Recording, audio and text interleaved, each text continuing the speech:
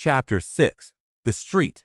If I had been astonished at first catching a glimpse of so outlandish an individual as Queequeg circulating among the polite society of a civilized town, that astonishment soon departed upon taking my daylight stroll through the streets of New Bedford. In thoroughfares nigh the docks, any considerable seaport will frequently offer to view the queerest-looking nondescripts from foreign parts. Even in Broadway and Chestnut streets, Mediterranean mariners will sometimes jostle the affrighted ladies. Regent Street is not unknown to Lascars and Malays, and at Bombay and the Apollo Green, live Yankees have often scared the natives. New Bedford beats all Water Street and Wapping.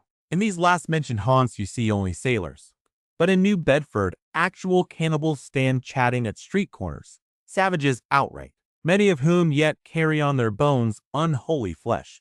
It makes a stranger stare, but besides, the Fegans, Tongatobers, Aromangos, Paninians, and Brigians, and besides the wild specimens of the whaling craft which unheeded reel about the streets, you will see other sights still more curious, certainly more comical. There weekly arrive in this town scores of green Vermonters and New Hampshire men, all athirst for gain and glory in the fishery. They are mostly young, of stalwart frames, fellows who have felled forests, and now seek to drop the axe and snatch the whale lance. Many are as green as the green mountains whence they came. In some things you would think them but a few hours old. Look there, that chap strutting round the corner.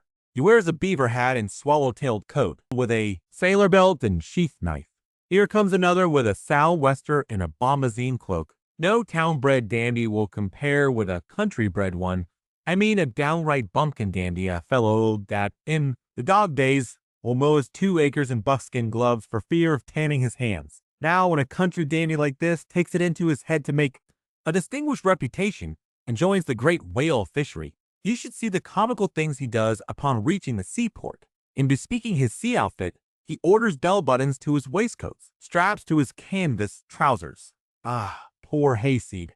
How bitterly will burst those straps in the first howling gale, when thou art driven, straps, buttons, and all, down the throat of the tempest. But think not that this famous town has only harpooneers, cannibals, and bumpkins to show her visitors. Not at all. Still, New Bedford is a queer place. Had it not been for us whalemen, that tract of land would this day perhaps have been in as howling condition as the coast of Labrador. As it is, parts of her back country are enough to frighten one. They look so bony. The town itself is perhaps the dearest place to live in all New England. It is a land of oil, true enough, but not like Canaan, a land also of corn and wine. The streets do not run with milk, nor in the springtime do they pave them with fresh eggs. Yet, in spite of this, nowhere in all America will you find more patrician-like houses, parks and gardens more opulent than in New Bedford. Whence came they? How planted upon this once scraggy scoria of a country?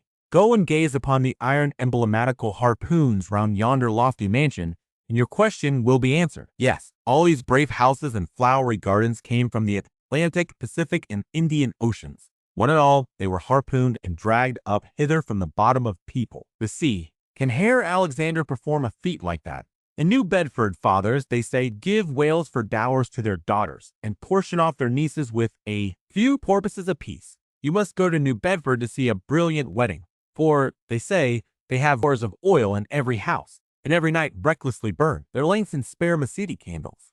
In summertime, the town is sweet to see, full of fine maples, long avenues of green and gold. And in August, high in air, the vire, beautiful and bountiful horse chestnuts, labra-wise, proffer the passer-by their tapering upright cones of congregated blossoms. So omnipotent is art, which in many a district of New Bedford has superinduced bright terraces of flowers upon the barren refuse rocks thrown aside at creation's final day. And the women of New Bedford, they bloom like their own red roses. But roses only Charizum biros, its terraces of flowers upon the barren refuse rock bloom in summer, whereas the fine carnation of their cheeks is perennial as sunlight in the seventh heavens. Elsewhere match that bloom of theirs you cannot, save in Salem, where they tell me the young girls breathe such musk. Their sailor sweethearts smell them miles offshore, as though they were drawing nigh the odorous Moluccas instead of the puritanic sand.